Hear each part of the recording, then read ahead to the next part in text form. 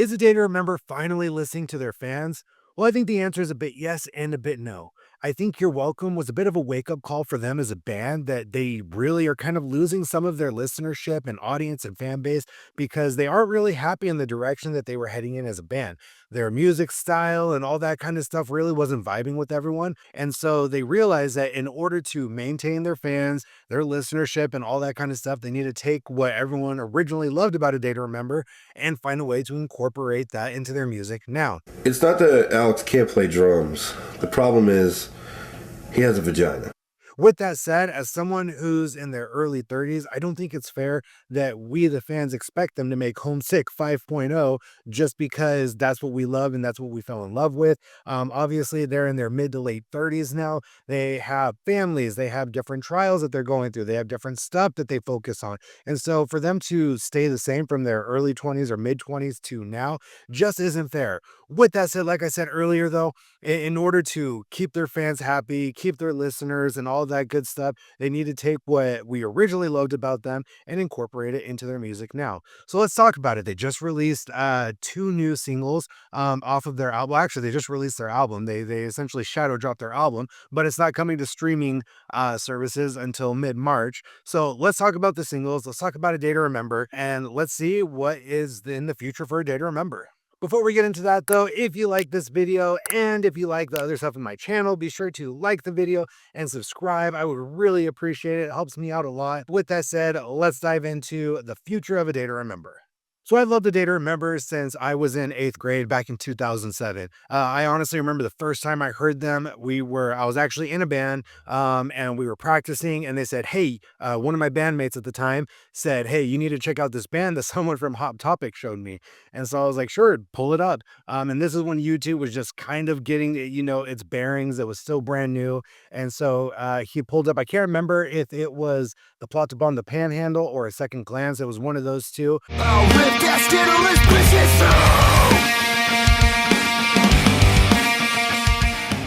Regardless, I absolutely fell in love with them. It was just holy cow, that style of pop punk and hardcore and metal and all that good stuff combined. It was just an experience. Yeah, but I mean, you don't understand. They throw stuff at me and they say some pretty rude stuff that hurts my feelings. Well, if you just stop being such a pussy all the time. And after hearing them for the first time, I knew I needed to keep listening to them. I absolutely loved the song that I heard, and I wanted to hear more. And then that's when I found out about their album, For Those Who Have Heart. And that album was just an absolute game changer. I mean, when you're in 8th grade and you have this revolutionary sound and you're in a band yourself, you're just like, holy crap, I need more of this. And so since then, honestly, in my opinion, the following 3 or 4 albums after that were just phenomenal. You have For Those Who Have Heart, you have Homesick, What Separates Me From You, you have Common Courtesy, and I even really liked Bad Vibrations. But Bad Vibrations is honestly kind of when they started to change their sound a little bit. They were trying some new things. They still had that, A Day to Remember formula. However, it just really was way different than what a lot of people were expecting. Then after Bad Vibrations, we had that 5-year gap between that album and You're Welcome. Obviously, there were some singles thrown in here and there. They did that song with Marshmello. But once we started hearing You're Welcome, which honestly, when they were marketing it, they were marketing a lot of the songs that, hey, here's a lot of A Day to Remember formula, but it sounds a bit different. And then when we got the full album, it was like, this is way different than what we were expecting. There were obviously some good songs in it. To be honest, I absolutely vibe with FYM.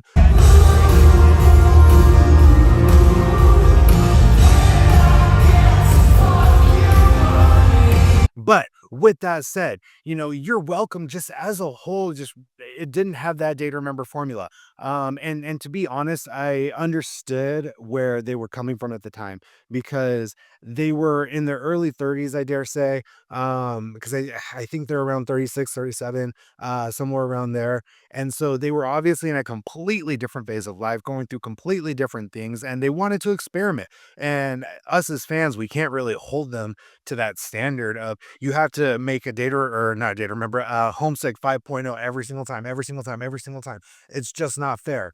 However, I understood, I get it. However, I know that that album really wasn't the fan favorite. I knew that it was experimental. They knew it was experimental. Obviously, without seeing the numbers and all that kind of stuff, we really don't know, but I dare say it probably wasn't as successful as they hoped it would have been. And so it was a bit of a wake up call, I imagine, for them to go, hey, you know what? We might need to get back to the roots a little bit, find a little more of what our fans want, and incorporate that into our new album while still, moving forward in a direction that we want to go in, because I still don't think it's right to expect A Day to Remember to make the same music over and over again. They grow as people, they grow as a band, and they need to be able to move forward in a way that they want. But at the same time, from a business perspective, they need to create what their fans want and what their fans are going to listen to. So let's talk about the two singles that they recently released. We have LeBron and Make It Make Sense. Again, I think these two songs are, A Day to Remember written all over them. They have the formula, but they also have that unique sound where they're moving forward in a direction that they want. But it definitely sounds much more like A Day to Remember that we love, rather than A Day to Remember that's very progressive. And what in the world is this?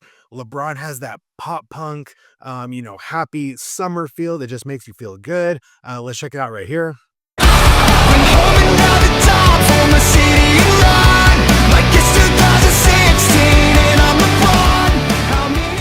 I absolutely vibe with it. I think it's awesome. And then you have Make It Make Sense, which that breakdown, that rip, it's beefy, it's heavy. Make it make sense, make it make sense.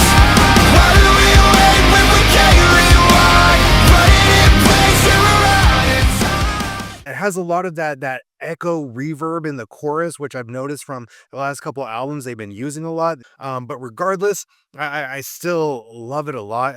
So I'm excited to see, what else they're gonna do. Obviously, they had Miracle and Feedback before these songs. However, Miracle, phenomenal song. Feedback, not what we wanted whatsoever. I know that there's people that absolutely love it, which is great because, there's always gonna be someone that likes your stuff, even if it's one person, two people, 10, whatever. But as a whole, I don't think it's what the community wanted. Overall, I definitely think A Day to Remember is listening to their fans and understanding from a much more business perspective, because they aren't independent anymore. They're with Fueled by Ramen. So obviously they have management and people telling them, hey, we need this from you. We need that from you. We need to go in this direction. Please don't do this again. It's a little bit different now because they need to think of things from, a management perspective, a business perspective, not just what they want. It was always a business perspective, right? Because they want their fans to be happy. But now they have other people telling them this is what you need to do.